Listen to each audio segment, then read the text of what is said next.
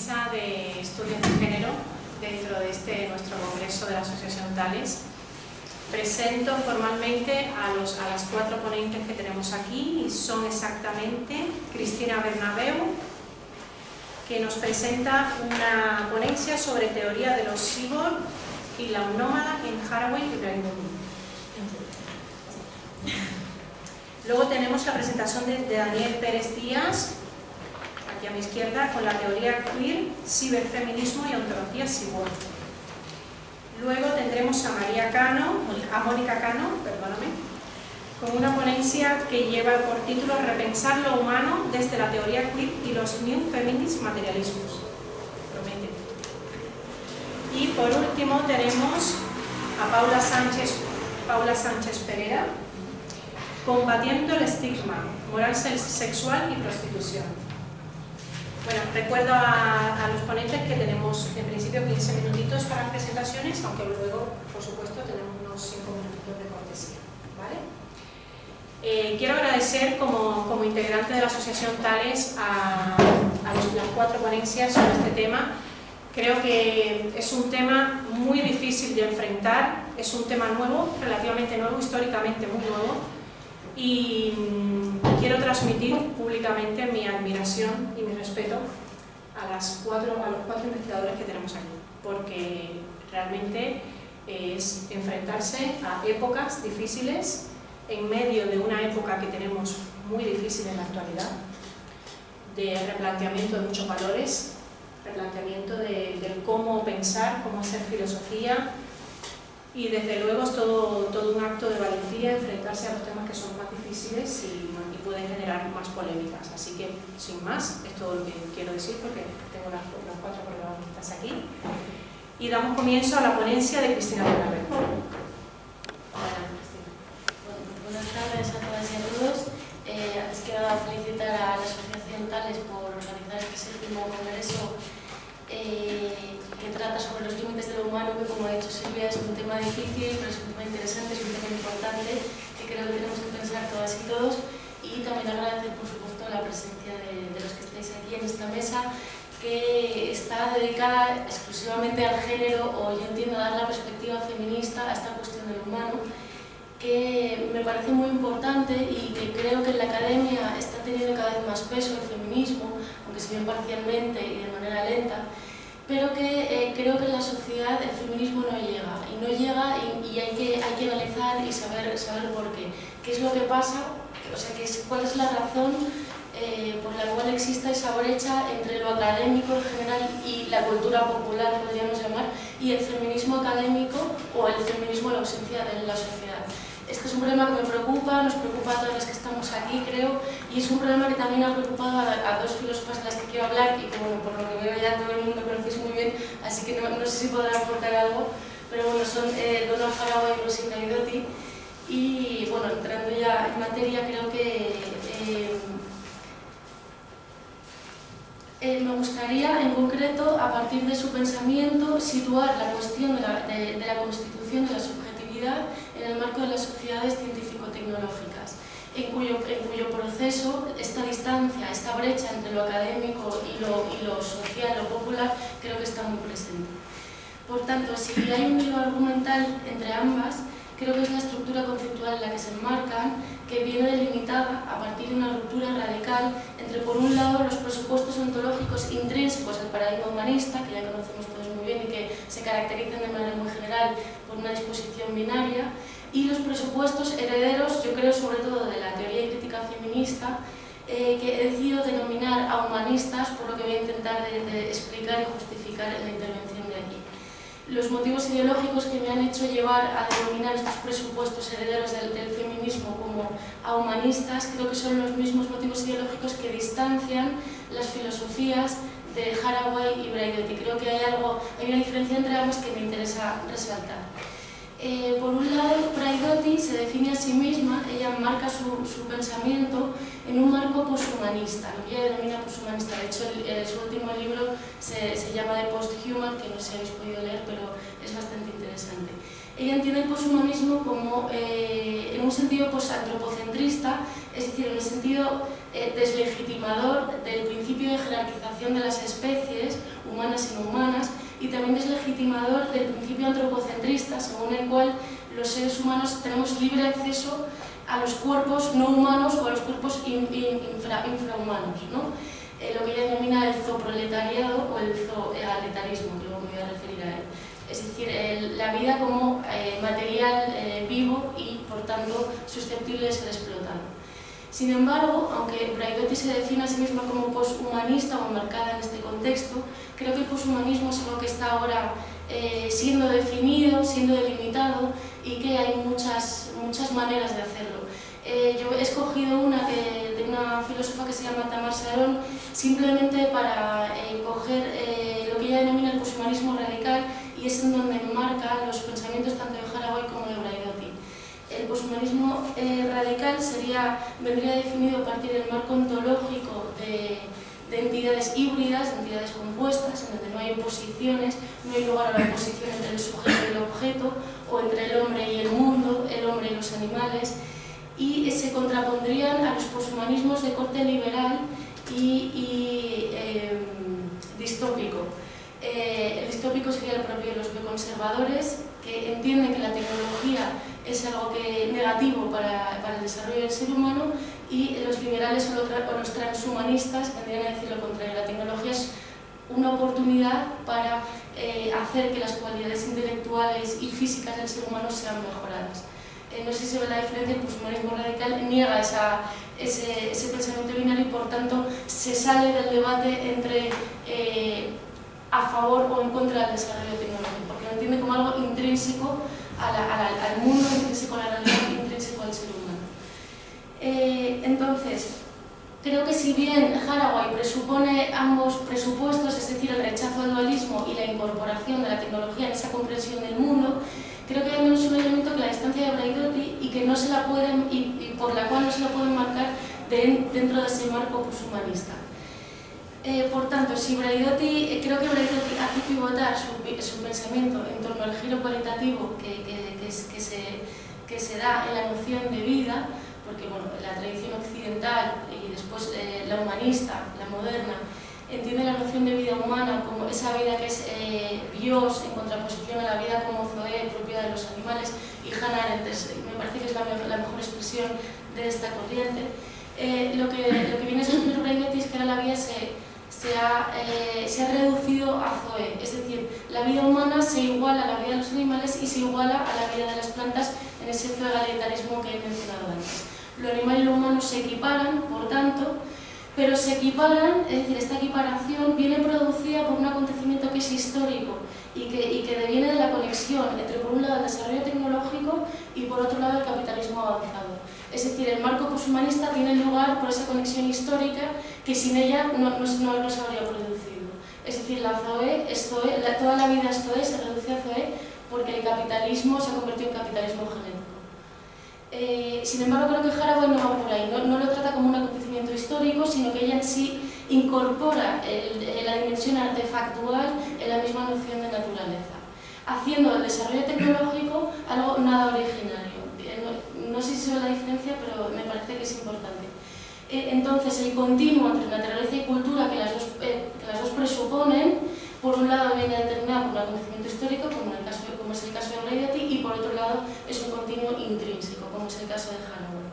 Entonces, lo que quiero analizar aquí, ya rápidamente, también es qué consecuencias tiene esta diferencia o el motivo de esta distancia en los procesos de configuración de los sujetos y en la relación de estos con el mundo. Es decir, el analizar las figuraciones de lo nómada, en el caso de Braidotti, como sujeto poshumano, y lo cibor como sujeto ahumano. Entonces, que lo nómada y lo cibor son figuraciones, quiere decir que el modo en que se refieren a lo que quieren representar no es literal, es un sentido de las palabras diferente al que les corresponde primitivamente, podríamos decir. En este sentido, las figuraciones, decimos, son un tropo, ¿no? Un tropo, en el sentido literal, quiere decir dar la vuelta a un objeto físico, ponerle en otra dirección. Por tanto, podemos decir que son modelos imaginativos de subjetividad alternativos a los modelos literales. Es decir, tanto Haraway como Braidotti proponen lo cibor y lo nómada respectivamente para tratar de proponer modelos alternativos de subjetividad, alternativos a las subjetividades hegemónicas y dominantes, patriarcales, etc. Por tanto, bueno, la subjetividad nómada de Braidotti creo que ya la conocéis todas, como digo, pero bueno, se trataría de subjetividades que tratan de deslocalizar, desterritorializar esas identidades unitarias, fijas, modernas, hegemónicas, identidades normativamente hegemónicas. Me interesa resaltar esto precisamente porque son miméticas, entiendo. Porque la mímesis produce una normatividad esencialista desde el momento en el que presupone ciertos atributos intrínsecos en los objetos que por tanto han de ser representados. Por tanto, ese movimiento de desterritorialización del modo estandarizado de la subjetividad es lo que ella entiende como devenir minoritario, devenir mujer, devenir animal y devenir máquina. Sin embargo, este devenir máquina creo que en Braidotti no queda muy claro y que sin embargo Haraway sí que es capaz de explicar bien. Es decir, creo que en Braidotti la dimensión tecnológica, si bien la menciona, no se ve muy bien cómo en la subjetividad nómada se recoge. Ella también menciona el monstruo, ¿no? Lo monstruoso es eso que es mujer, es eso que es animal, es eso que es lo otro, lo rechazado. Dice Braidotti, cito, es la encarnación corporal de la diferencia de esa norma humana, es un desviado, es una normal. Por tanto, las subjetividades nómadas, los sujetos nómadas como los monstruos, transgreden esos estándares humanistas de subjetividad y escapan a los principios de la metafísica representacional. Este es el objetivo. Por tanto, bueno, como he dicho, si bien tienen esta voluntad transgresora, creo que no es capaz, que no rinden cuenta, que no incorporan en sí la dimensión tecnológica que es la que tenemos presente en la sociedad actual.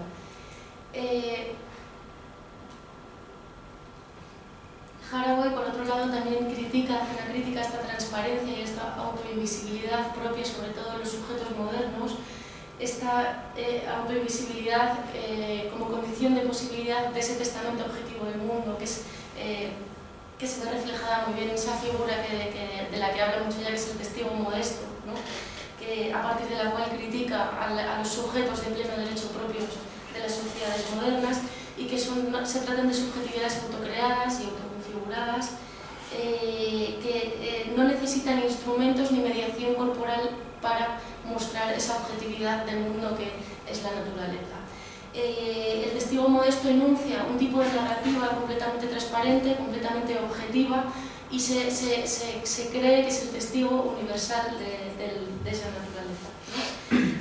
Esta figura del testigo modesto me permite diferenciar aquí entre lo que yo entiendo la diferencia entre figuración y representación. Es decir, yo más que figura trataría al testigo modesto como una representación de la subjetividad moderna, precisamente porque parte de esa representación mimética, autoinvisible, donde no hay mediación corporal ni material, y la figuración la entendería como una narrativa distinta que en palabras de Haraway sería generativa en lugar de reproductiva, es decir, generadora de algo más que la mera reproducción de la realidad.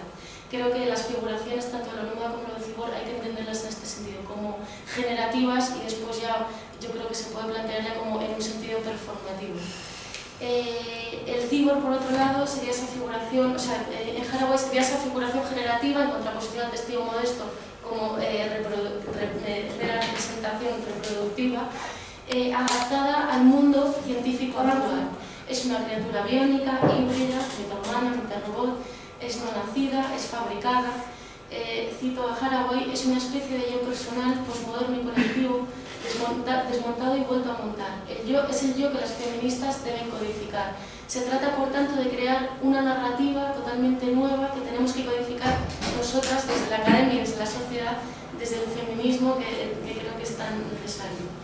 Necesitamos nuevos tropos, nuevas direcciones y, bueno, por tanto, creo que la diferencia está en que mientras los sujetos nómadas no tienen ninguna característica que se inscriba en el marco científico-tecnológico actual, más allá de su semejanza funcional con el capitalismo genético, el cibor sí que da cuenta de esa dimensión tecnológica. Por tanto, y ya concluyo, no es casual que Haraway sustituya las figuras representantes de la modernidad, como la del testigo modesto, por la figuración de una época amoderna que, si bien ha sido solo posible en el marco tecnológico actual, no representa, sino que más bien simula o performa un tipo de subjetividad que proyecta precisamente una noción no esencialista de naturaleza, ni por tanto tampoco de cultura. Si, tal y como dice Haraway, a propósito de la modernidad, y cito, lo moderno hace referencia a una visión de la historia de la ciencia como cultura que insiste en la ausencia de principios, iluminaciones y finales, acaba la cita, el cibor creo que es lo que puede simular esa modernidad.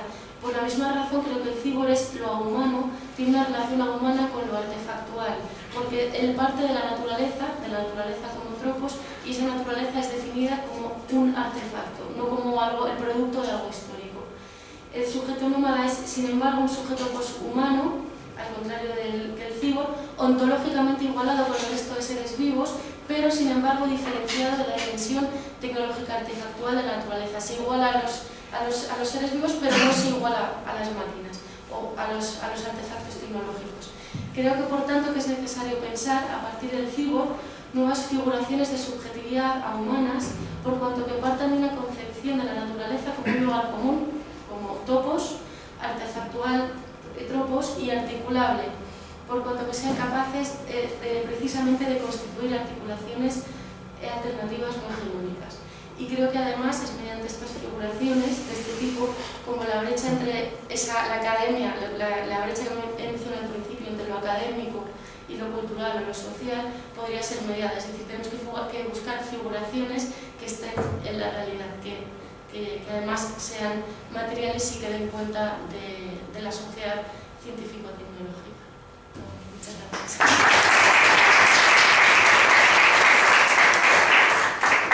Muchísimas gracias. Te pido mil disculpas y a todos en general porque debía haberte presentado poniéndote, informando un poco los datos de lo que estás haciendo, pero lo hago ahora, sin duda alguna. Cristina Bernabeu es licenciada en Filosofía y Letras por nuestra Universidad Complutense de Madrid en el año 2011. Ha hecho un máster en formación de profesorado en el año 2012 y un máster en estudios avanzados de filosofía en el 2015. Está trabajando actualmente en la Universidad Autónoma de Madrid con un contrato predoctoral en el Departamento de Lingüística General, Lógica y Filosofía de la Ciencia. Sus intereses investigativos son el tema del posthumanismo, sobre la subjetividad, teoría feminista, ontología de los artefactos, filosofía de la tecnología y biotecnología. Entonces, bueno, continúo con las ponencias o doy paso a las preguntas. Las preguntas son al final, ¿no? Vale, okay. Bueno, pues presento a la ponencia de Daniel Pérez Díaz, que lleva por título Teoría queer, ciberfeminismo y ontología cyborg. Daniel es licenciado en Filosofía por la Universidad de Granada, ha hecho un máster en Cooperación al Desarrollo, Gestión Pública y de las ONGs. Ha sido becario de Colaboración e Investigación en el Departamento de Ciencias Políticas y de la Administración de la Universidad de Granada también. Actualmente realiza estudios de Derecho, ha sido profesor visitante en la Universidad a las Peruanas y la Universidad Nacional de Huancavelica. Es colaborador en el proyecto de investigación La naturaleza humana y las pasiones, razón, creencias y emociones en el conflicto de valores, por el Ministerio, que está financiado por el Ministerio de Ciencia e Innovación. Es traductor en el grupo de investigación de Antropología y Filosofía, y entre sus publicaciones más recientes se encuentran Ensayos sobre la mujer en la historia de la filosofía, El género como categoría crítica, implicaciones ontoepistémicas de la teoría queer, Poder, teoría queer y cuerpo cyborg, publicado en las actas del 7º Congreso de la Sociedad Académica de Filosofía.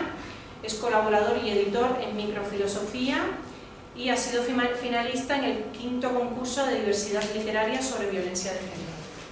Adelante.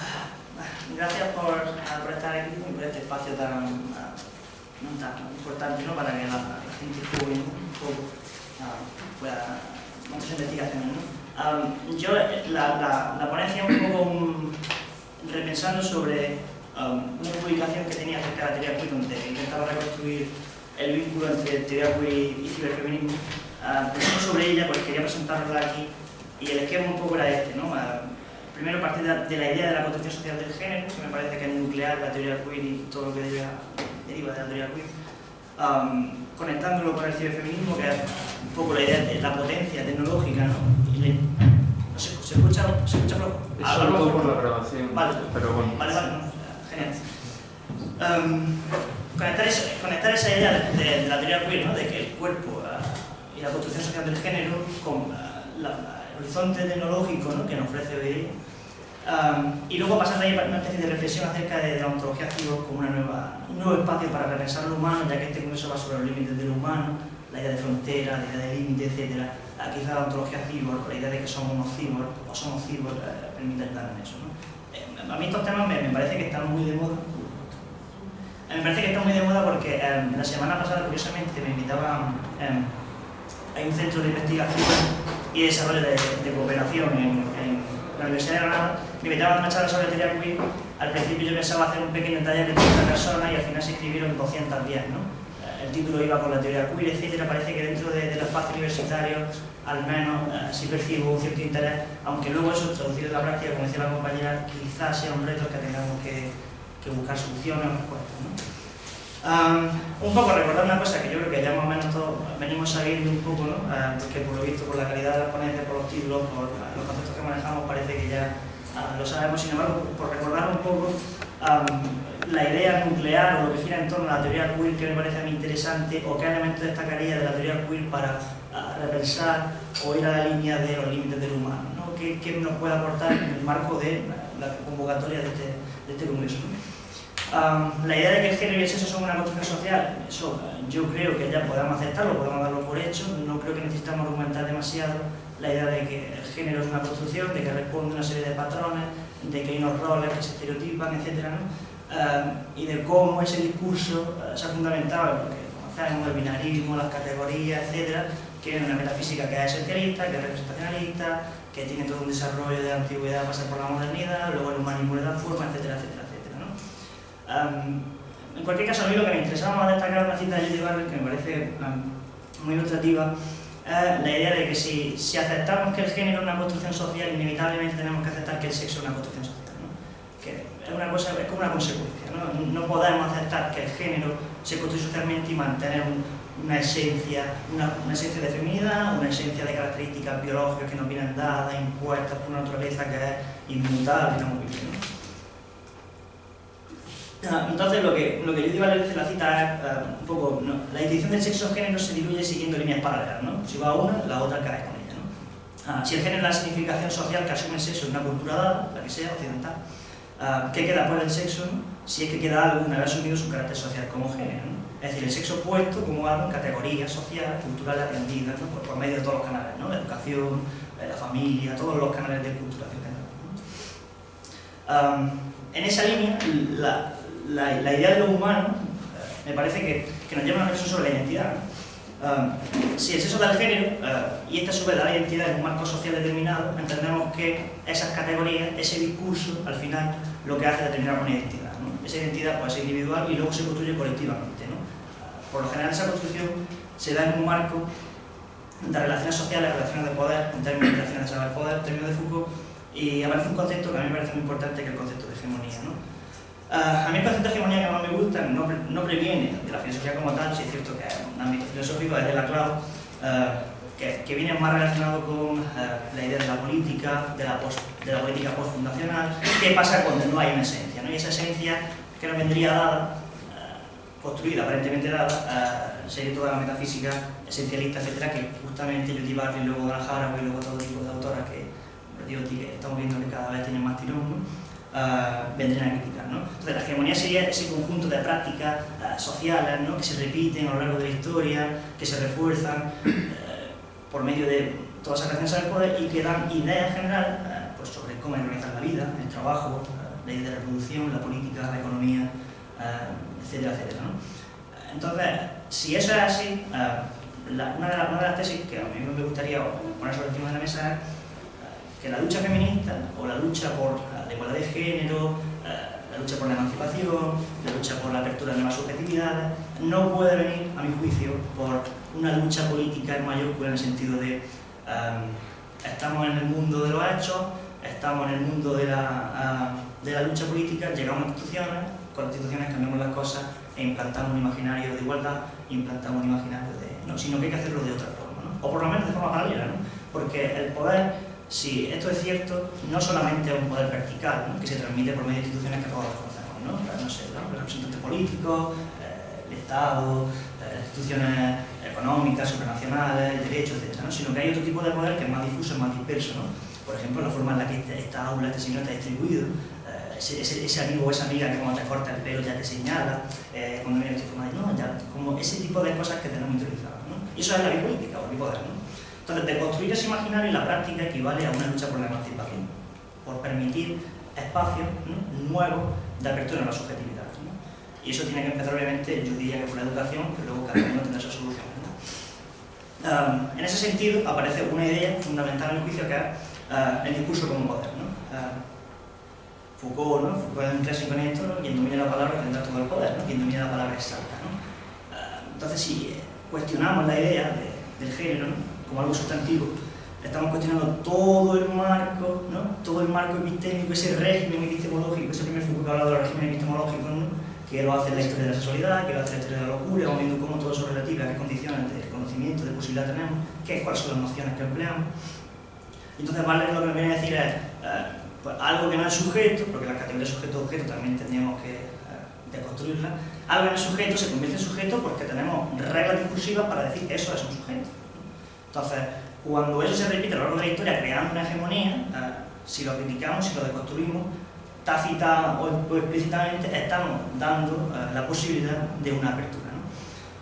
La idea fundamental, entonces, la consecuencia sería que el género no es la expresión de ninguna sustantividad anterior, porque no hay una esencia, no hay nada así como algo que nos permita dirimir y resolver la cuestión, ¿no? Algo como científico en el sentido de hay un hecho que va a resolver la disputa de qué es el género, de cuál es el papel del hombre, de la mujer, el de los niños, porque también es cierto que el patriarcado excluye a los niños, ¿no? Es una de las cosas que siempre se nos olvida, ¿no?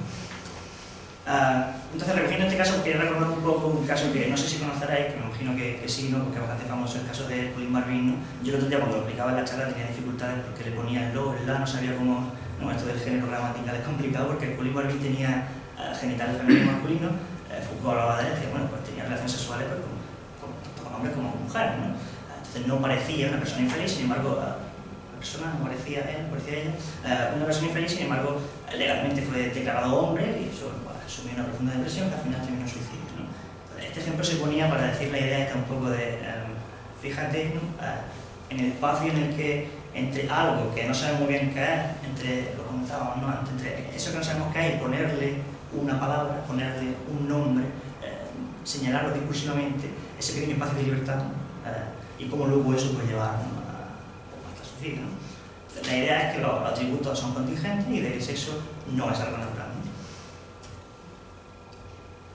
¿no? Entonces, ese caso me parece muy interesante para poner de relieve la idea de que fomentando una posible subversión de todo ese orden heteropatriarcal, etcétera, ¿no?, que le podemos poner nombre y podemos idealizarlo en el hombre blanco, protestante, de clase media alta, etcétera, anglosajón, etcétera, de cómo, haciendo visible todas las identidades que se salen del marco que aparentemente nos parece dado, podemos cuestionar la fortaleza, la legitimidad o la naturalad de las identidades que nos parecen obvias, que nos parecen, no sé, porque el hombre tiene que hacer esto, el hombre tiene que hacer otro, ¿no? Eso, ¿no?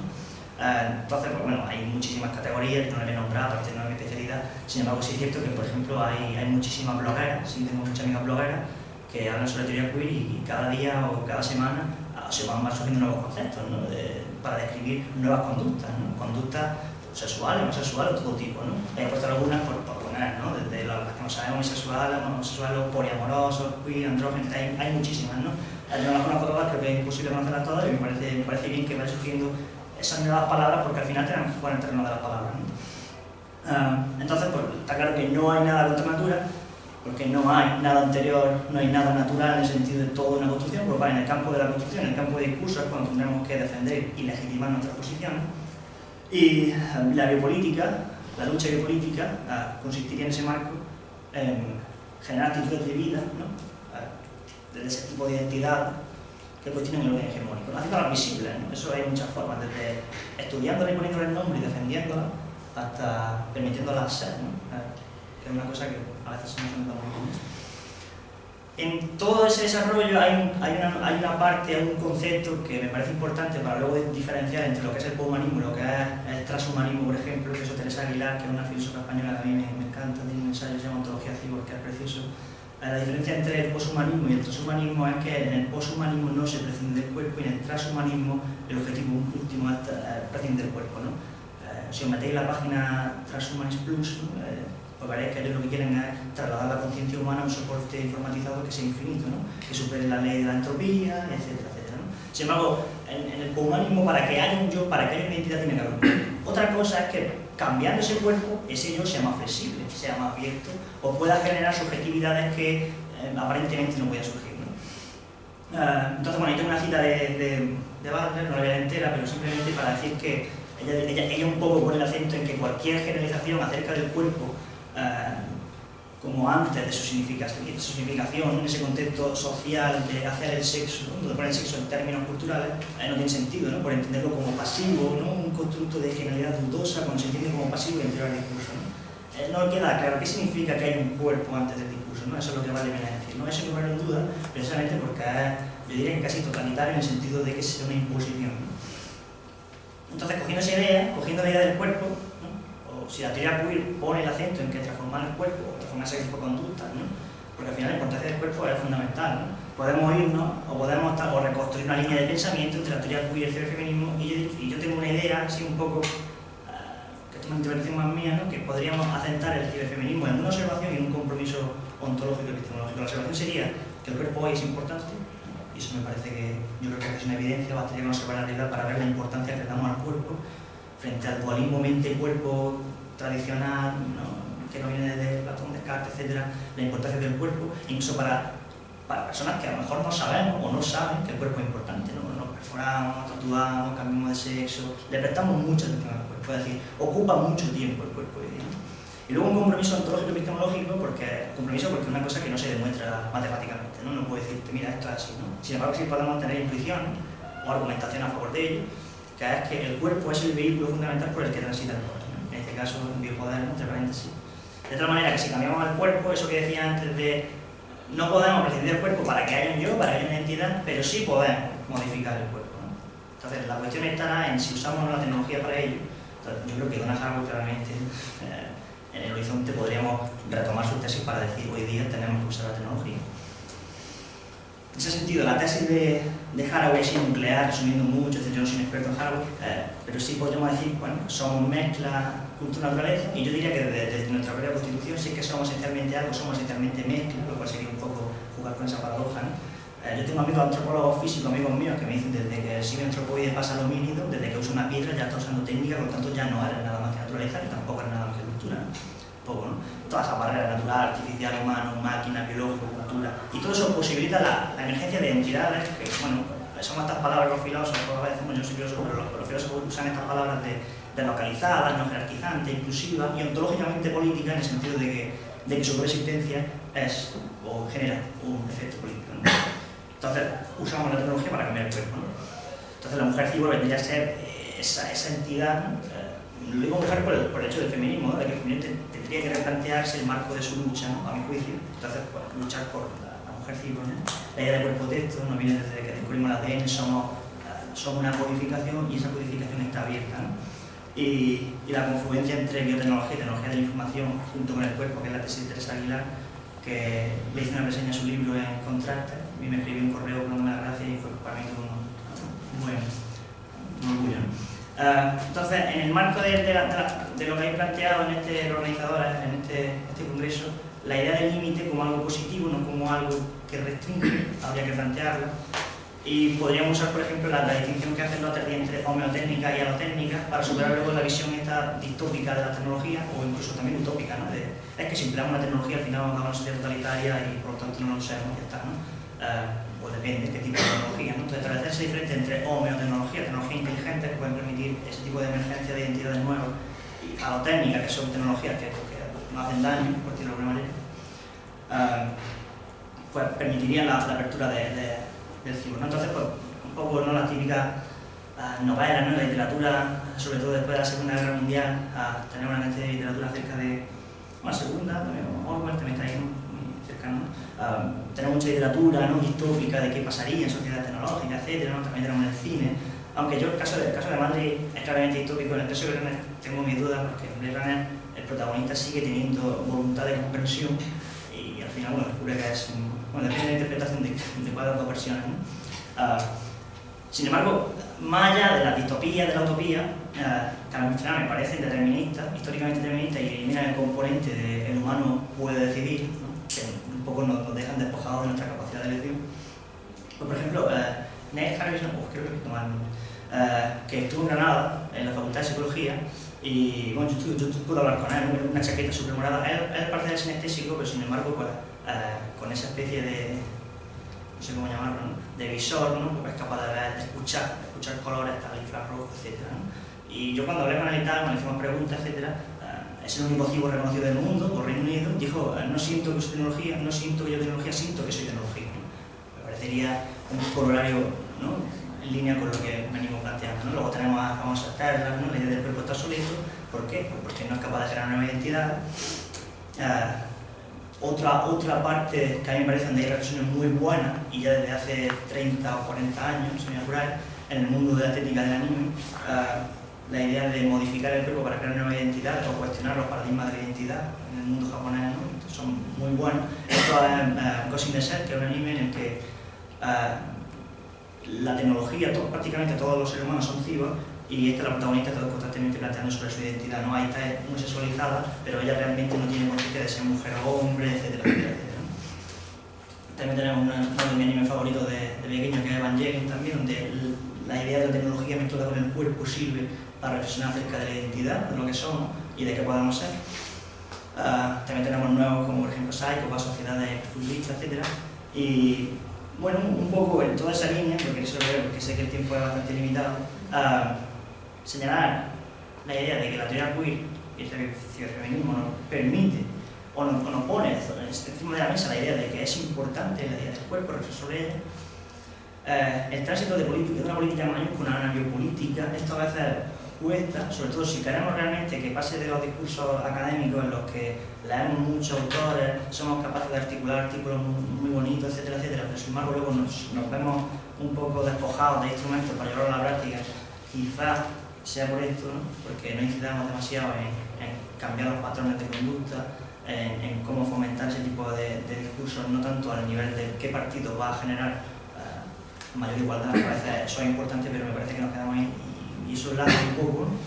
El horizonte tecnológico en un tiempo de cambio está asumible, hay un hecho que está en la tecnología, y creo que todas las visiones que hay acerca de estudios de ciencia, tecnología y sociedad, yo creo que la mejor forma de entender la ciencia como una construcción social y que puede estar a favor o puede usarse para cosas buenas, para cosas malas. Tendremos que decidir qué es bueno, qué es malo. Eso necesita una reflexión ética en toda sociedad que se considere democrática, en lugar de caer en esquemas utópicos que, más allá del cine y de la literatura, que eso está bien, que al final me parece que no invalidan la reflexión y invalidan el debate, ¿no? Y por último, que me alegra que haya una mesa específica de estudios de género, de estar con 4 mujeres, porque me parece que los estudios de género, por lo general, suelen ser un espacio genuino para repensar los límites del humano, que me parece que era la idea del Congreso.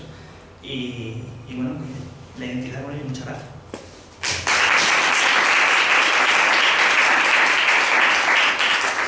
Gracias a ti, Daniel. Pues estamos ahora con Mónica Cano y su ponencia sobre repensar lo humano desde la teoría queer y los New Feminist materialismos. Mónica está doctorada en estudios filosóficos reconocidos como sobresaliente, con una tesis que lleva por título Identidades en riesgo de exclusión, estrategias subversivas de transformación social. Ha hecho un máster universitario en estudios filosóficos por la Universidad de Zaragoza en el año 2010 y es licenciada en filosofía también por la Universidad de Zaragoza en el 2009. Actualmente es profesora asociada a tiempo parcial en la Universidad de Zaragoza desde el año 2011 y entre sus publicaciones más destacadas están en varios capítulos de libros como son De las políticas identitarias al feminismo queer, perteneciente al libro Feminismos Lesbianos y Queer, Representación, Visibilidad y Políticas. Su artículo, La cuestión del sujeto en la filosofía, de Judith Butler, perteneciente o integrado en el libro de Heidegger a Deleuze, Panorama de la ontología y antropología contemporáneas. Y además tiene varias publicaciones en revistas científicas como son Intersexualidad, una mirada feminista, publicado en Feminismos, del número 19, Reflexionando sobre el beating, las guerrillas y el cuerpo lesbiano, publicado en Témata, el número 46, y ha obtenido el 18º premio de investigación en el año 2011, que lleva por título Herramientas feministas para la transformación social. Muchas gracias. Quiero agradecer a la Asociación Tales la oportunidad de formar parte de esta mesa que está resultando tan estimulante y tan interesante. Y mi intervención lleva por título Repensar lo humano desde la teoría queer y los new feminist materialisms. Y voy a plantear una lectura que intenta acercar estas dos teorías que a veces se consideran como un poquillo enfrentadas, como vamos a ver. La teoría queer, como ya han ido diciendo las compañeras anteriormente, pretende pensar un sujeto que vaya más allá del sujeto humanista tradicional, y desde los nuevos feminismos materialistas se le ha criticado a la teoría queer porque consideran que hace un excesivo hincapié la teoría queer en el papel de la cultura y el lenguaje en la formación de nuestras identidades.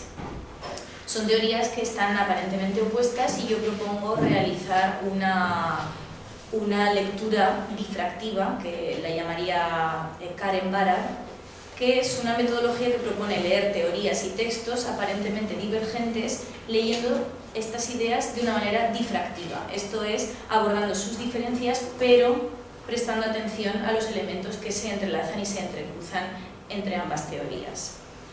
Por tanto, propongo aquí una lectura difractiva de Judith Butler y Rosy Braidotti y Karen Barad, por otro lado. Teniendo en cuenta que el elemento en común que poseen estas teorías es la crítica a una noción cerrada de lo humano. Rosy Braidotti y Judith Butler además son dos autoras que tradicionalmente han sido vistas y han sido expuestas como antagonistas, aunque Judith Butler ha afirmado que este antagonismo es cariñoso, son amigas, pero sus teorías han sido siempre presentadas como antagónicas. La diferencia sexual por una parte, la teoría queer por otra, parece como dos paradigmas que no son compatibles.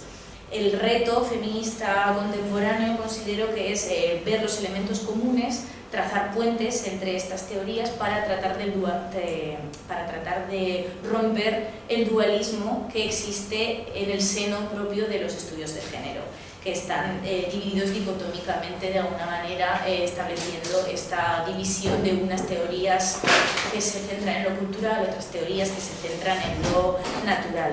El feminismo que hace hincapié en lo corporal y en lo material sería el feminismo de la diferencia sexual, y el feminismo que hace hincapié en lo cultural, en el lenguaje, sería la teoría queer. Considero que esto es una visión bastante reduccionista de la riqueza de los feminismos y que reproduce estas dicotomías que pretendemos romper entre el cuerpo y el lenguaje, el cuerpo y la razón, lo material y lo cultural. Por tanto, considero que el feminismo contemporáneo, desde una perspectiva posthumanista, debería pretender romper estas dicotomías y trazar estos puentes difractivos entre teorías. El sujeto moderno, las características que tiene, ya sabemos todas cuáles son: confianza en la razón, inmutable en el tiempo, soberano de sí, coherencia interna inquebrantable, y la teoría queer, me centraré aquí brevemente en Judith Butler, propone un sujeto postsoberano, más allá de esta soberanía absoluta humanista. La teoría de la performatividad que propone Judith Butler propicia que se piense lo humano atendiendo a los mecanismos socioculturales y lingüísticos que contribuyen a nuestra emergencia como sujetos reconocibles por la sociedad. Repetimos estas normas socioculturales constantemente, pero atendiendo a la noción de iterabilidad de Derrida, Butler nos advierte que esta repetición de normas nunca es perfecta, siempre toda copia es imperfecta, así que nunca podemos copiar de manera idéntica las normas sociales que debemos reproducir en nuestros cuerpos, que debemos encarnar. Esto hace que nuestras identidades sean incoherentes e inestables. No somos sujetos soberanos, no somos sujetos autoconscientes, sino que somos sujetos que estamos sumergidos en procesos constantemente cambiantes e interseccionales. Judith Butler con esta idea cuestiona la noción de sujeto soberano de la metafísica de la sustancia y atiende a la realidad múltiple y diversa que vivimos en nuestras identidades encarnadas. El sujeto soberano es una noción totalmente obsoleta que no da cuenta de la pluralidad y de la multiplicidad de nuestras identidades que son diversas. Judith Butler ha sido criticada porque parece que pone especial énfasis en el papel de lo cultural y de lo lingüístico en esta formación de nuestras identidades. Esta será una crítica que le lanzarán las autoras de los nuevos feminismos materialistas. Sin embargo, considero que para Judith Butler lo material y lo cultural, lo material y lo lingüístico son dos realidades que son inseparables a nivel ontológico. Nuestra corporalidad está teñida de lenguaje desde el principio y no se pueden separar ambas realidades sino analíticamente para hablar de ellas. En este sentido hay que entender la afirmación de Butler de que cada vez que habla del cuerpo acaba hablando del lenguaje, porque esto no significa que reduzca el cuerpo al lenguaje, sino que son inseparables, que son como dos partes de una banda de Mobius. No sé si sabéis cómo es una banda de Mobius, que es una tira, como una tira de papel que le doblas y la vuelves a juntar y hay una continuidad entre la parte exterior y la parte interna. Lenguaje y materia serían las dos caras de una banda de Mobius, hay solución de continuidad. Ambas realidades están entrelazadas de tal manera que no se sabe, no es una dicotomía, sino que es una misma realidad. A pesar de dedicar esta atención a dejar claro que ella no reduce la materia al lenguaje, ha recibido estas críticas desde los neomaterialismos o nuevos materialismos que aprecian que Judith Butler trate de huir de esta metafísica de la sustancia y que proponga identidades no nucleares. Sin embargo, no están de acuerdo con su estrategia y consideran que le otorga un protagonismo excesivo a la dimensión lingüística y discursiva de la construcción de nuestras identidades y creen que ha descuidado la materia de nuestros cuerpos. Karen Barad es muy crítica con lo que ella considera este feminismo postestructuralista. Ella considera que este feminismo postestructuralista ha olvidado la materia y solo evidencia la importancia del lenguaje. Y ella llega a preguntarse, su inquietud es cómo es que el lenguaje se convirtió en algo más fiable que la materia. Su propuesta entonces es resignificar la materia, que ella considera que ha sido ninguneada por el pensamiento postestructuralista. Y pretende explicar cómo a los cuerpos humanos se les ha otorgado una cultura, una identidad, una localización histórica. Esta es una filosofía materialista en el sentido spinosiano. Spinoza es un filósofo materialista y monista y desde su materialismo y su monismo acaba con el dualismo mente-cuerpo porque son dos modos de la misma sustancia. De esta manera su materialismo y su monismo se opone al binarismo y al racionalismo del cartesianismo. El feminismo materialista de corte spinosiano entonces no prepondera el alma o el cuerpo, lo natural o lo cultural, sino que ambas realidades que han sido consideradas dicotómicas son modos de una misma cosa, de una misma realidad. No existen estos dualismos. La subjetividad tiene una dimensión corporal y el cuerpo a su vez es una interacción de conceptos, de complejas fuerzas que son simbólicas y sociales al mismo tiempo. Otra vez la idea de la banda de Mobius, que yo creo que se puede enlazar en la filosofía de Karen Barad y de Butler en este sentido. Barad recoge estas ideas de Spinoza y la afirmación de Haraway que también está basada en el materialismo spinosiano, de que los organismos emergen de un proceso discursivo. Estas autoras proponen en este sentido una performatividad un poco diferente a la de Judith Butler. Será una performatividad material discursiva o ontoepistémica, que abre el camino para pensar un sujeto performativo posthumano. Considero que esta propuesta de Barat se realiza en diálogo crítico con la teoría de la performatividad de Judith Butler, no desechándola, sino dialogando con ella, haciendo hincapié en esta perspectiva materialista y posthumanista que ya está presente en Judith Butler, pero quizá un poco oscurecida por su necesidad de presentar la desnaturalización de los conceptos identitarios como sexo y sexualidad, como nos ha explicado antes Daniel. La performatividad de Barat, esta performatividad ontoepistémica, le otorga un papel activo a la materia. Este papel activo de la materia ella lo denomina intractividad. La materia está intractiva, tiene una actividad interior, y pone el acento en esta intractividad de la materia en los procesos performativos. Esta perspectiva nos invita a reconfigurar nuestras maneras de entender lo humano, a rediseñar los límites de lo humano desde puntos de vista discursivos, sociales y también materiales. Por otra parte, otra autora de los neomaterialismos, Rosy Braidotti, abraza también el feminismo posthumanista desde una perspectiva spinosiana. El ser humano se ha considerado como lo racional y por lo tanto como alejado de la naturaleza, siguiendo esta dicotomía tradicional entre la naturaleza versus lo racional. Esta posición predominante de lo racional, esto es de lo humano, sobre la naturaleza tiene evidentes efectos en nuestras maneras de pensar y de configurar cursos de acción.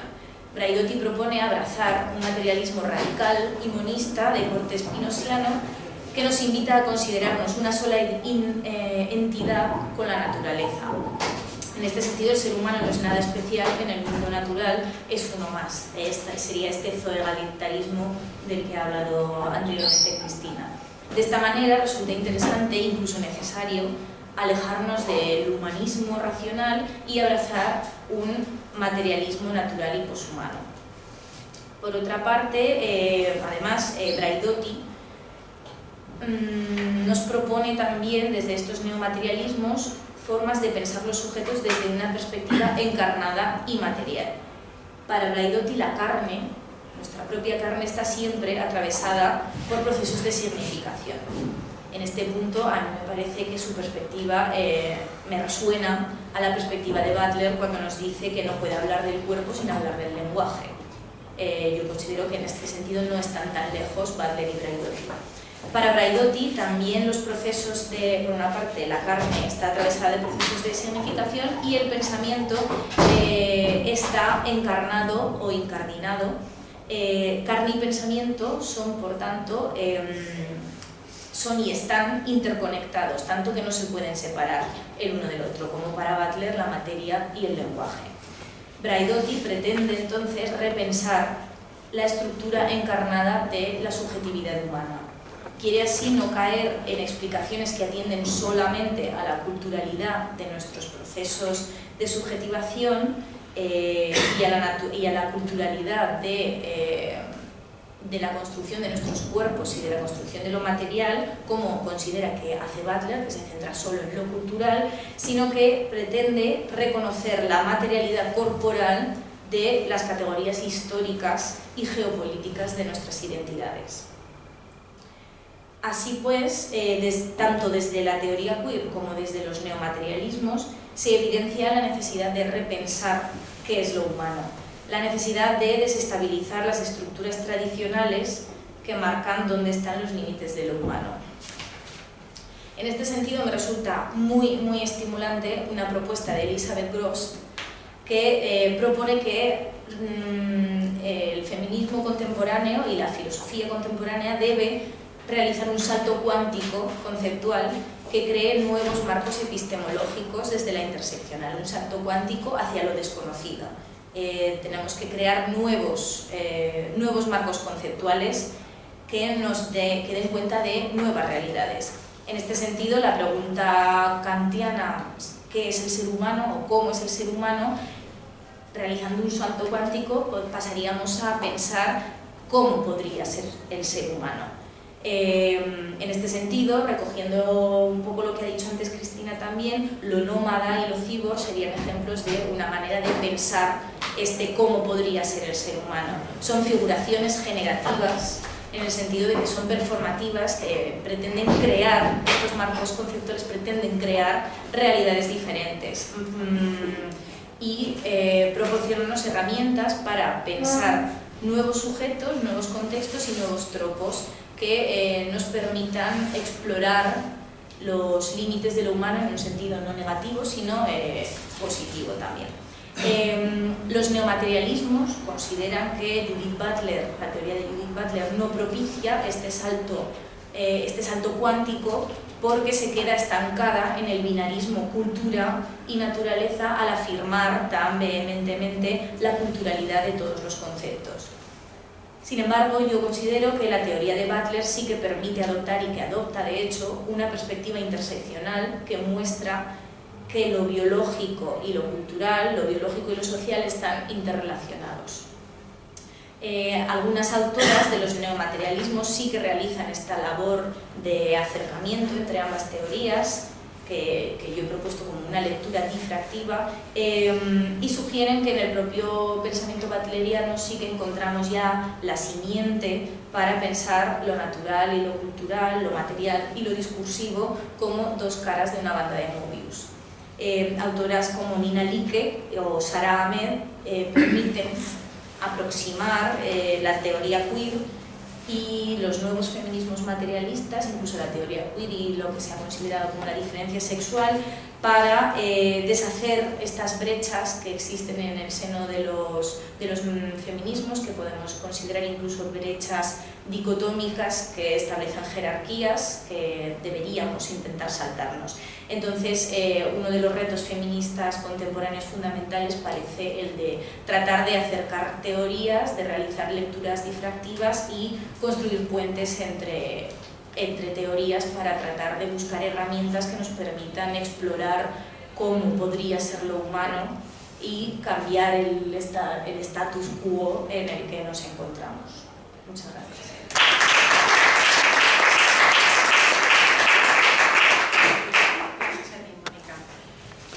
Pasamos a la ponencia de Paula Sánchez Pereira, combatiendo el estigma, moral sexual y prostitución. Paula es licenciada en Filosofía por la Universidad Autónoma de Madrid, ha hecho un máster en investigación en Teoría y Crítica de la Cultura en la Universidad Carlos III, con un premio extraordinario al mejor expediente. Actualmente está cursando su segundo año de doctorado en un programa de humanidades de la misma Universidad Carlos III y a su vez el máster de profesorado en secundaria y bachillerato, la Universidad nuestra Complutense. Ha llevado a cabo una tesis doctoral sobre las relaciones entre trabajo sexual, estigma y empoderamiento, está en ello, bajo la dirección de Carmen González Marín.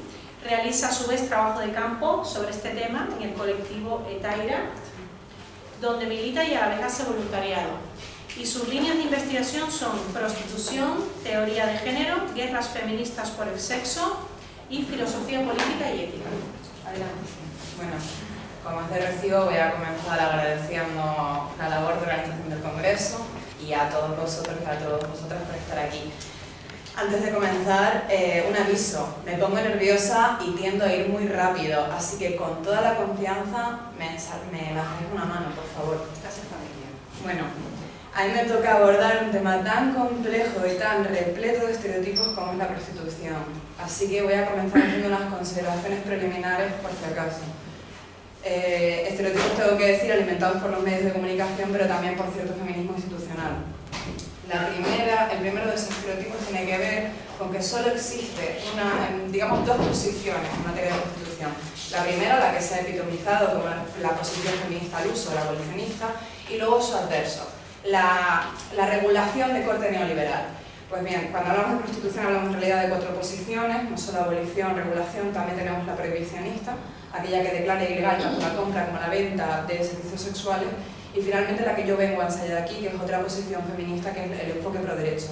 O sea, aquella que quiere el reconocimiento de la prostitución como un trabajo con la garantía de derechos laborales, lo cual en nuestras sociedades liberales constituyen el requisito de acceso a la ciudadanía.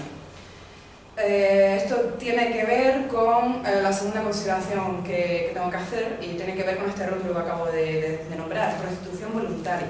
O sea, es decir, yo no estoy en ningún momento impugnando la posibilidad de que exista la prostitución voluntaria. Daría para otra ponencia, de hecho da para otra ponencia, no me voy a centrar en eso, simplemente quiero lanzar la cuestión de, bueno, esa identificación que se produce continuamente entre prostitución y trata es infundada, trata con fines de prostitución forzada. O sea, es decir, se alimenta por una serie de estadísticas, la más conocida, la que nos dice el 95% de las prostitutas ejercen de manera forzada. Bueno, esa cifra anunció de UGT se repite tanto que parece una verdad, no tiene ningún estudio de campo que la respalde. Realmente yo me valgo por cifras de organismos internacionales, porque entiendo que están ideológicamente menos sesgados. La ONU nos dice que alrededor de un 11% de trata. Bien, aún así, digo, no voy a hablar de trata, yo voy a hablar de prostitución voluntaria. Hablo de prostitución voluntaria también por un principio feminista como es el de sororidad. Esto es el reconocimiento de que son portavoces válidas de su propia realidad.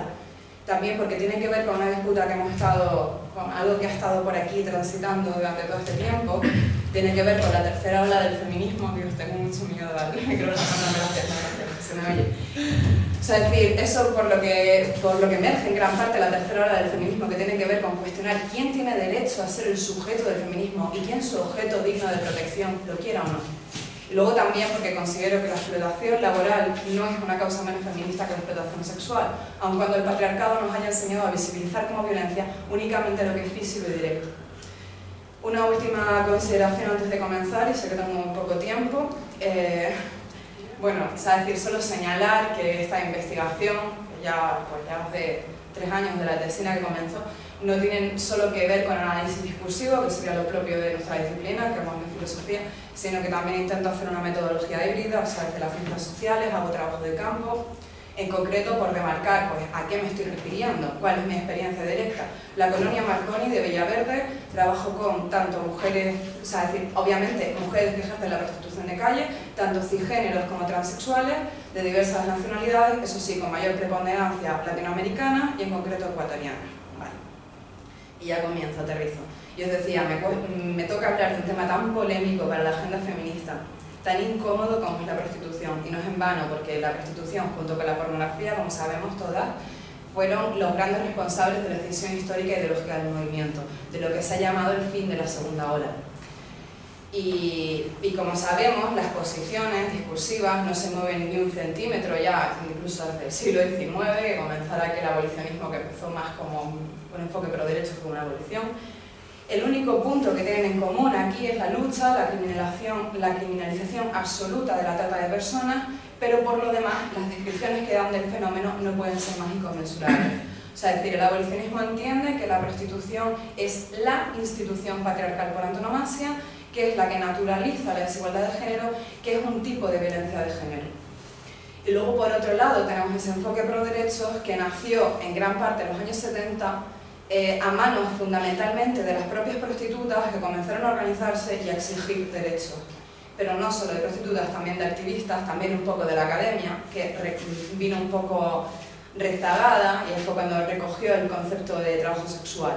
Bueno, dentro de esas activistas se encuentra Gail Peterson, y Gail Peterson, bueno, pues un poco intentando contestar a esa réplica de, bueno, la prostitución es la institución patriarcal por antonomasia, nos dice Gail Peterson. En realidad existen 4 instituciones que son las que regulan las relaciones de género, digamos que son las responsables del orden de género imperante: el matrimonio, la reproducción, la heterosexualidad obligatoria y la prostitución. El caso es que mientras las 3 primeras son consideradas socialmente legítimas, la prostitución carga con todo el peso social del patriarcado. ¿Por qué? O sea, ¿por qué se produce esto? Porque somos capaces de imaginar una relación contractual como es el matrimonio en términos igualitarios, pero nunca, jamás, con el tipo de intercambio que se produce en el trabajo sexual. Porque nadie pide la abolición del matrimonio cuando es el nido de la violencia de género, por ejemplo. Y entonces Peterson concluye, bueno, detrás lo que tenemos es una moral sexual. Y es lo que el enfoque pro derechos reconoce como el elemento distintivo, o sea, es decir, el elemento patriarcal distintivo, no el único, de la prostitución, el estigma. Y cuando hablamos de estigma, lo que estamos entendiendo es un mecanismo de control de la sexualidad femenina. Y este mecanismo actúa básicamente dividiendo a las mujeres en dos clases: las buenas, las madres, las esposas, y las malas, todas las que violan la regla heterosexual monógama: las promiscuas, las transexuales, las lesbianas, las putas. El caso es que las mujeres interiorizamos, amén de aquella dominación simbólica de Bourdieu, el marco que cada uno quiera acogerse, yo prefiero ese, interiorizamos esos códigos, esos mandatos, y participamos de la opresión de todas en el momento en que aprendemos que la vinculación entre sexo, amor romántico, reproducción, matrimonio es lo que nos garantiza legitimidad, protección social.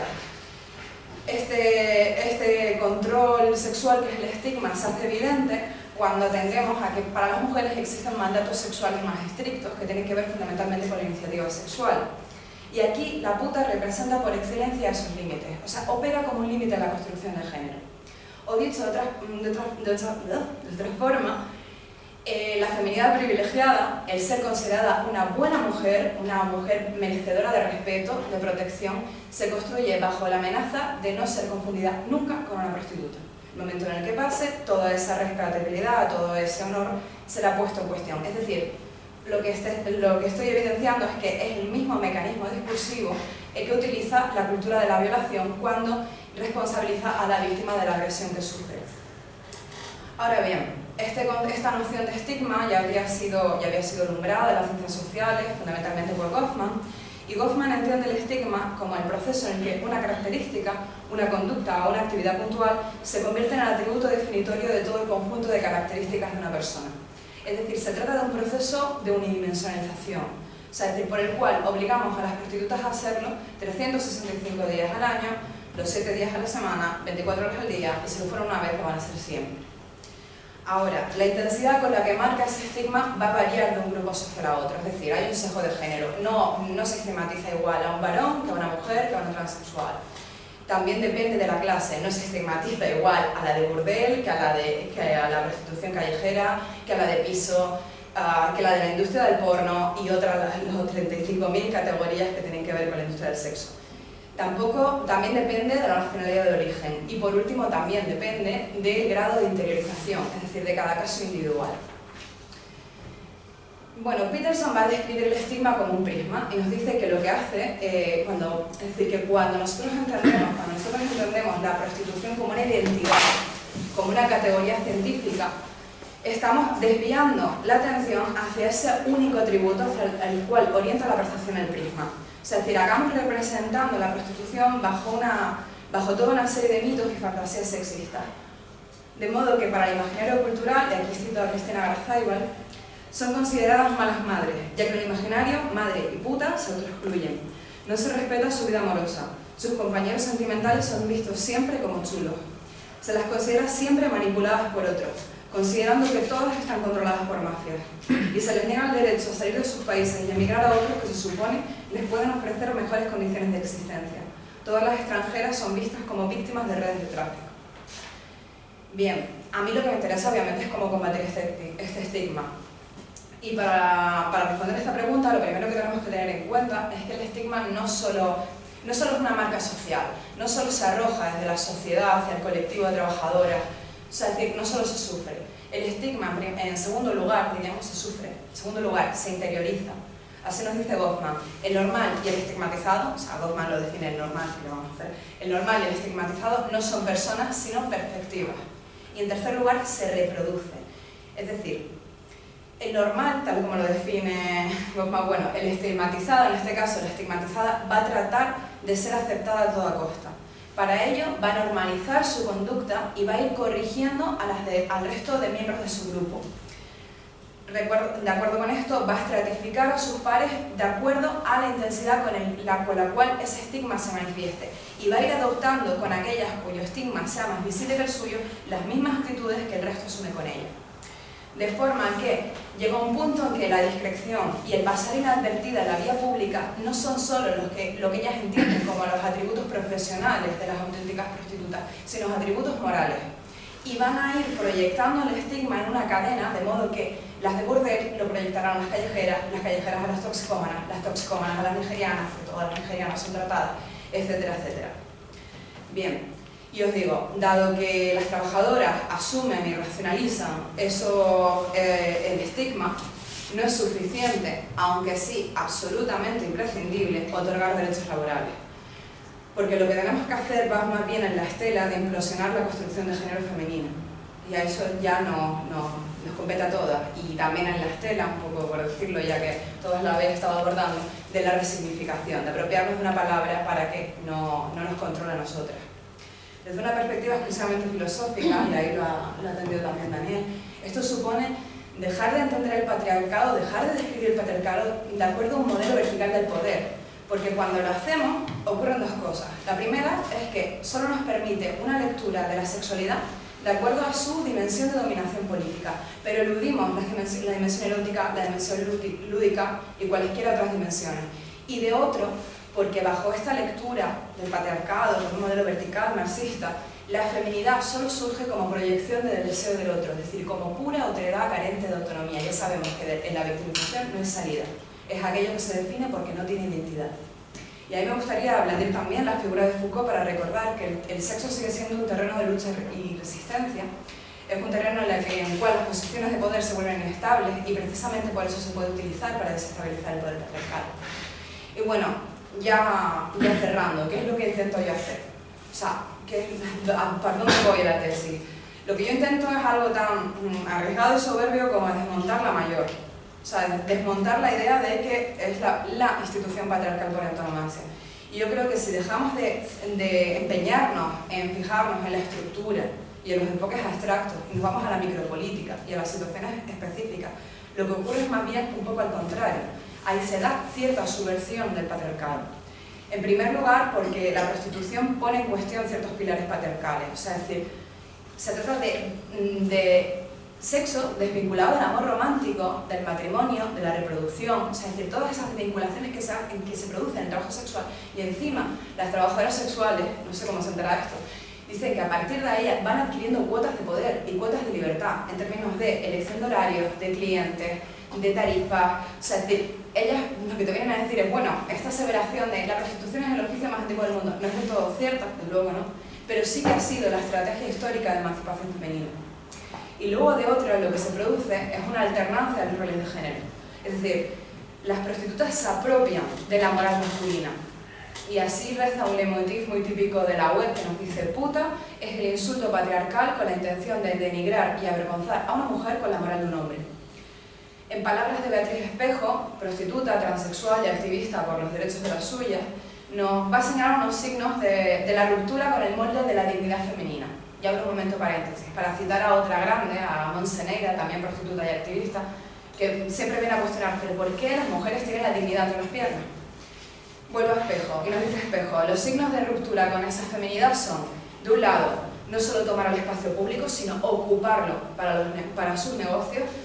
Segundo, exceder la feminidad hasta una hipersexualización paródica, aquí en la estela del juego queer.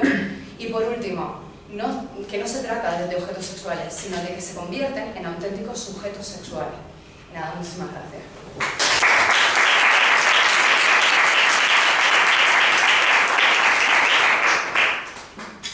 Bueno, muchísimas gracias de todo corazón, lo digo en toda su expresión, a las cuatro ponencias. La verdad que han sido increíbles. Agradezco muchísimo que profundicen en estos temas, porque desde luego son temas que hay que pensarlo con mucha calma, hay que replantearse. Yo estoy de acuerdo en que hay que replantear muchos conceptos. Y bueno, antes de dar mi parecer en general, me gustaría abrir la palabra, el tiempo de debates, y darles la palabra a todo el que quiera hacer preguntas, comentarios, etc. Adelante, Carlos.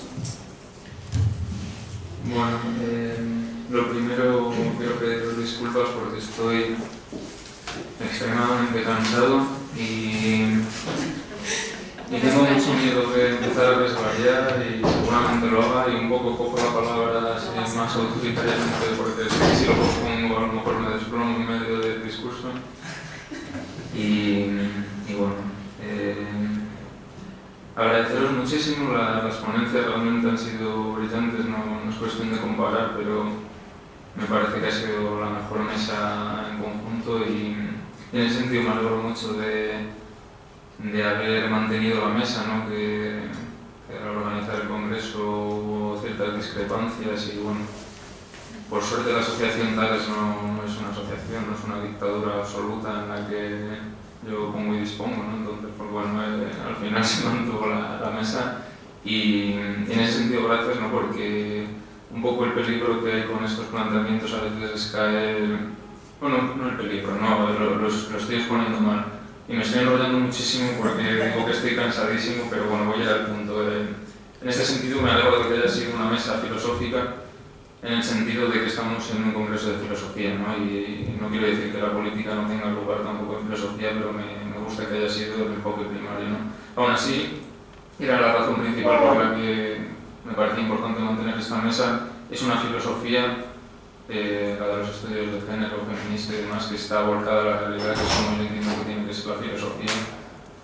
Y claro, es mucho de agradecer. Bueno, no me enrollo más.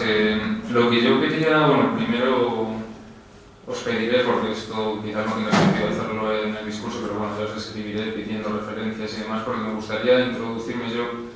Ingenuamente cogí hace tiempo un libro de Donna Haraway precisamente sobre, no me acuerdo el título, pero bueno, algo como cibors y chimpancés, y bueno, no me entero absolutamente de nada. Entonces quizás os pida algún consejo de cómo introducirme de una manera más fácil, si es que la hay, en estos temas. Pero bueno, como espero que me ayudéis de esa manera, yo quería hacer una propuesta que quizás suene a china, ¿no? De hecho no paro de reírme en mi mente mientras lo pensaba. Porque, bueno, yo creo que todos estos planteamientos suelen provenir de una cierta, claro, de la filosofía analítica, pero sobre todo de lecturas de la posmodernidad, de Foucault, Deleuze, y de autores y autoras que retoman esta filosofía. Y yo quería proponer, no sé si alguno lo conocerá, creo que ya se está aquí operando un prejuicio, pero me parece complicado que lo conozcáis mucho y quería proponeros leer a Ortega y Gasset como una suerte de precursor, anticipador del feminismo y las teorías de género. Claro, estaba leyéndome un poco en el sentido de que sería un libro fantástico, algo así como Ortega y Gasset, padre de la teoría queer, ¿no? Realmente será algo así, y no me parece absurdo el título por lo que voy a comentar, pero bueno, desde luego es provocativo, lo propongo de verdad porque realmente creo que hay un filón ahí para entender estas cuestiones, ¿no? Ortega tiene tesis, de hecho hace poco en las ponencias de la mañana, no, de la misma tarde, salían estas tesis de que el hombre no tiene naturaleza, no tiene esencia, que el hombre es una entidad infinitamente plástica, en fin, que puede sonar a broma, pero yo no lo digo para nada en broma, y me parece muy potente que Ortega esté hablando en estos términos que me parecen, esto es una interpretación mía, pero bueno, me parece plenamente transhumanistas, poshumanistas, con todos los matices que haya que poner, pero de verdad que os propongo esa lectura, por supuesto podéis cogerlo al guante. Y bueno, después de hacer esa propuesta, sí que quería hacer un par de preguntas. Que claro, para que tuviera más sentido tendría yo que conocer mejor el planteamiento en el que os movéis, pero bueno, voy a intentar proponerlo para que podáis continuar con vuestros discursos. Por un lado quería preguntar, creo que ha sido Cristina quien, bueno, luego ha vuelto a salir el tema, pero quería que, si fuera posible, explicarais un poco mejor en qué sentido se da esta igualdad biológica entre lo animal, lo vegetal y lo humano, ¿no? Yo esto la verdad es que no lo veo nada claro y quizás podéis especificar un poco el sentido. También, es que estoy cansadísimo, creo que no he entendido demasiado, pero yo muchas veces en este sentido me pregunto... Material del cuerpo. Sí, no, totalmente. Pero en este sentido muchas veces me pregunto, no sé si ibas en esta línea Paula, o en todo lo contrario, entonces me da miedo un poco expresarlo y tomarte como parte de mi tesis, pero bueno, yo muchas veces me pregunto por qué llamamos patriarcado a lo que el patriarcado designa, ¿no? Me parece un término un poco, como mínimo, confuso y yo diría hasta capcioso, pero bueno, no sé, patriarcado me parece mantenernos en esta lógica de la confrontación de hombre y mujer, bueno, en fin, que quizás puedas continuar sobre estos temas y lo resumen, si no hace falta. Y también una última pregunta un poco menos técnica, o bueno, quizás sí, ¿no? Ha salido el manga Evangelion, ¿no? Neon Genesis Evangelion, yo recuerdo de haberlo visto con mucho interés y un poco como con el libro de Haraway no enterarme de nada, ¿no? Y en ese sentido simplemente quería, a lo mejor luego de confianza, no es el momento, pero que me explicaras un poco de qué va, ¿no? Porque me parece muy chulo pero no entendí nada, ¿no? Los últimos capítulos son una locura. Sí, los últimos capítulos, bueno, entonces quizás mejor lo dejamos para luego, pero bueno, perdona a todos, o sea, esto ha sido una locura, pero me ha gustado mucho, quería también, sobre todo, proponer la lectura de Ortega por lo que pueda quedar para la posteridad. Y nada, agradecerle muchísimo.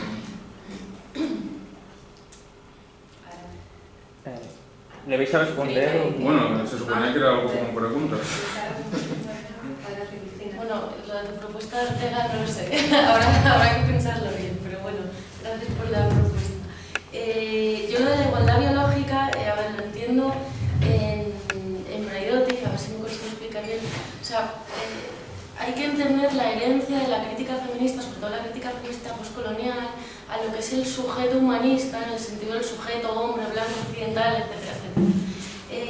Para mí la máxima expresión del humanismo, creo que es Hannah Arendt, que la condición humana expresa muy bien a partir de una idea aristotélica de vida, la diferencia entre bios y zoe, y la vida propiamente humana como la vida entendida como bios, y eso que nos acerca a los animales o nos une a ellos, la vida como zoe, ¿no? Y de ahí lo del trabajo, eso que nos saca del trabajo que es la acción y luego la acción política en el espacio público sería la vida como bios, pero claro, el problema es cuando el feminismo denuncia que ese espacio público ha estado siempre ocupado por hombres, que el espacio científico ha estado siempre ocupado por hombres y que esos hombres han configurado ese ideal universal de humanidad o de ser humano. Entonces, a partir de esa crítica, que yo creo que Braidotti hace mal porque junta esa crítica con la unión que he dicho entre el desarrollo tecnológico y el capitalismo avanzado, porque es además, o sea, es precisamente también el capitalismo avanzado el que se aprovecha de esa crítica, digamos, para reconceptualizar la noción de vida. Entonces, la noción de vida, digamos, para el capitalismo somos todos, en tanto que seres vivos, somos todos lo mismo, somos material a partir del cual podemos acumular capital. Entonces yo creo que lo entiende un poco por ese lado y yo no estoy de acuerdo, me parece que tenemos que seguir defendiendo un tipo de vida que no sea reducida por lo menos a capital genético, es decir, hay que repensarla, pero creo que sí que hay que recuperar el valor que tiene la ciencia, el valor que puede tener la justicia, el valor que puede tener la política, el espacio público, y por eso creo que Haraway lo hace mucho mejor. Es muy complicado entenderla, hay que leerla muchas veces, pero creo que ella sí que tiene algo que recuperar y es precisamente eso que no podríamos llamar zoe, que no podríamos llamar humano en el sentido de masculino. No sé si más o menos me he explicado, pero bueno, creo que va por ahí. No sé si queréis decir algo más, y bueno, vosotros que habéis hablado también de, no sé, ¿Queréis comentar algo? Lo de Evangelio, ¿no? No, eso mejor después. No, yo sobre lo de Ortega sí, obviamente decir que Ortega es un docente feminismo es cuando menos... sin embargo, sí recuerdo la discusión que tuve con Heidegger y la diferencia de la técnica, y Heidegger decía habitamos para construir y Ortega decía construimos para habitar. Entonces, en el sentido de la técnica como una herramienta que me sirva para llegar a un humanismo, que en este caso sería un poshumanismo, pero sí como un medio, que es pues, un Haraway podríamos tener así, no podemos usar la potencia tecnológica para construir un proyecto emancipatorio, aunque ese proyecto emancipatorio no sea el ideal, universal, etcétera, etcétera, ya ahí podríamos ver no sé, un filón o algo, pero claro, decir que Ortega, los manuales de feminismo no creo que vayamos a poner a Ortega en el primer tema, ¿no? Y sobre lo de Evangelio, básicamente toda la estética anime cyberpunk de los 80 y de los 90 viene a diluir todas las categorías de oposición hombre-máquina, el término hombre, ¿no? Ser humano-máquina, lo artificial natural, Y en el caso de Evangelio, aunque es muy difícil interpretar, sí es cierto que al final, los últimos capítulos, prácticamente lo que se viene a decir es que la tecnología es el espacio en el que uno subjetiva o uno encuentra, ¿no?, ese espacio de rayarse lo humano, ¿no?, los límites de lo humano.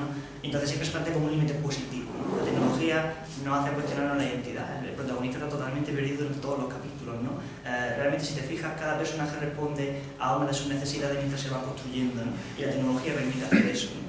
Y cuando él está en la máquina, que es hombre con máquina fusionado para salvar a la humanidad, el ideal de humanidad, tienen que ser una humanidad que están totalmente recluidos. Si te acuerdas, un sótano, un subterráneo, etc., ¿no? Y toda la ciencia científica, ¿no? Entonces esa es un poco la idea, ¿no? Yo quisiera contestar a mí. Se me entiende muy mal. Bueno, antes de primero, lo del tema. Dios. No sé hasta qué punto podríamos llamar precursor de la teoría queer un hombre que se vale del universalismo sustitutorio de entender términos como hombre y ser humano como análogo. ¿Me explico? Vale. Pues ya te explicas, pero yo no estoy de acuerdo en que el hombre Ortega... no es sinónimo de humanidad, ni de ser humano. Y pero ya. Ortega no cae en eso, o sea... Sí. Bueno. Por lo menos en Ortega que yo he leído, sí.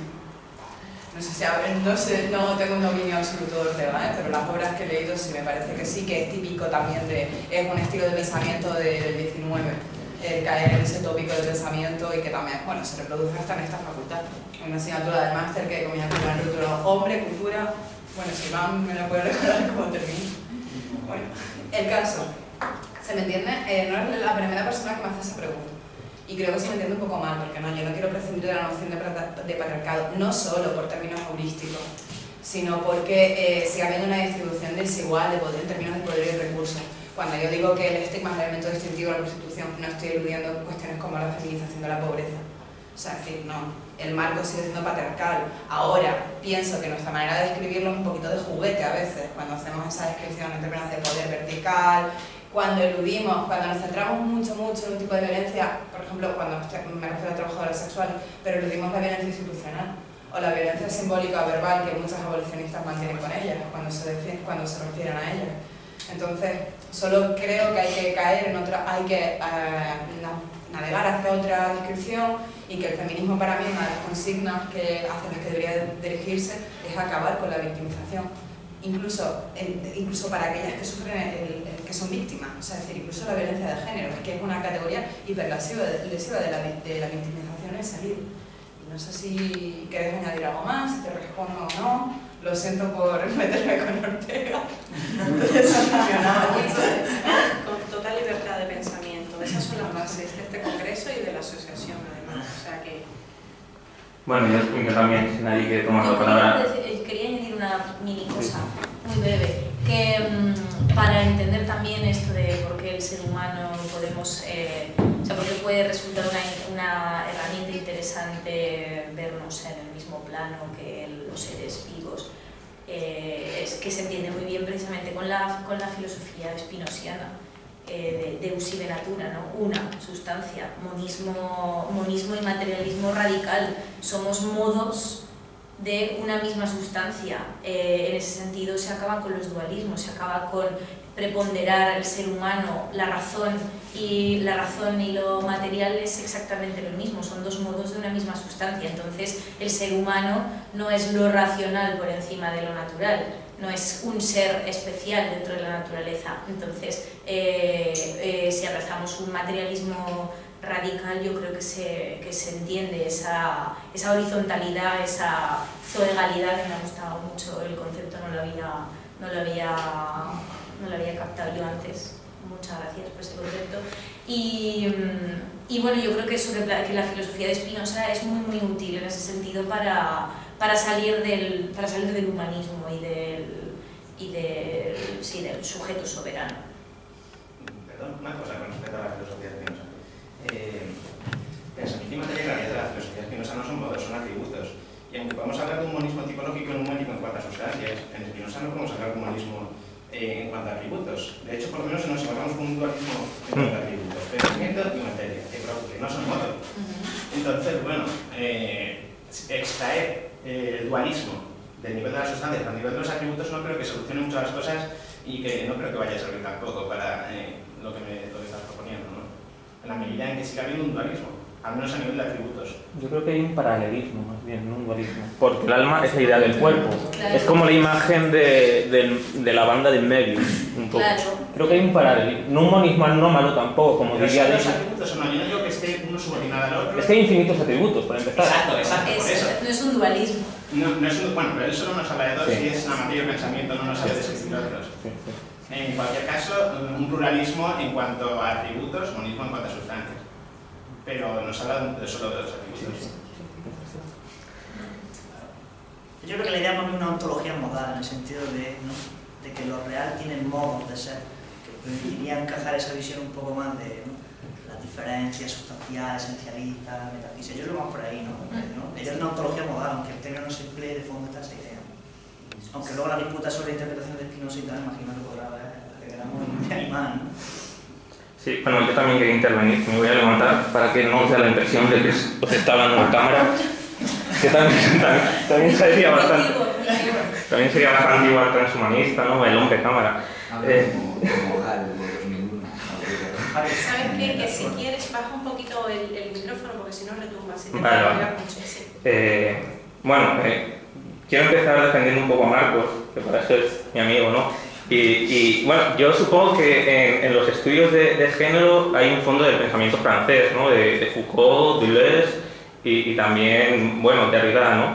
Y yo creo que en vuestro escepticismo en cuanto a Ortega, creo que estáis siendo muy poco deleuzianas o deleuzianos, ¿no? Y aquí el deleuziano sería más bien Marcos, que siempre me dice, oye, Omar, yo creo que no entiendo a Deleuze. Pues yo creo que lo entiendes más de lo que piensas, porque Deleuze nos dice que hay que violentar a los filósofos, ¿no? Y hay que hacerles hijos por detrás y violarlos, ¿no? ¿Hasta qué punto es plausible la interpretación de Nietzsche que hace Deleuze, o la de Spinoza casi como un protocomunista, ¿no? Entonces, creo que al hablar de Ortega como un posible referente del transhumanismo, incluso del feminismo, en cierto sentido, pues bueno, es violentar a Ortega, pero no es eso pensar, violentar el pensamiento, ¿no? Entonces, bueno, simplemente hacer esta reflexión es... Sí, es verdad, además Braidotti, precisamente, que hemos estado hablando hoy tanto de ella, es muy deleuziana también, y está muy por lo de recuperar los discursos subterráneos, la cara oculta de la filosofía. Entonces es bastante interesante, yo me lo he apuntado en cuanto lo has dicho, digo, a explorar, porque es muy interesante buscar herramientas que igual no todo el corpus de Ortega y Gasset dice, madre mía, esto no, pero a nada que ya haya por ahí una brechilla que puedas explorar, pues a abrirla, la brecha, a abrirla. La meditación de la técnica, bueno, en fin, es que no voy a monopolizar, pero bueno, ahí está. Sí, quería plantearle una pregunta después de este discurso, ¿no? A Cristina, me parece, ¿no? El problema es que no sé si te voy a repetir o si voy a repetir algo, porque a raíz de algunas cosas que dijiste estuve apuntando unas cosas y creo que al principio empezaste planteándote la cuestión de por qué este discurso, esta línea de discurso parece que no tiene efecto, por qué no cuaja, ¿no?, en la cultura popular, ¿no? Y yo no sé si al final le diste una respuesta, es que yo también aquí llevo unas cuantas horas y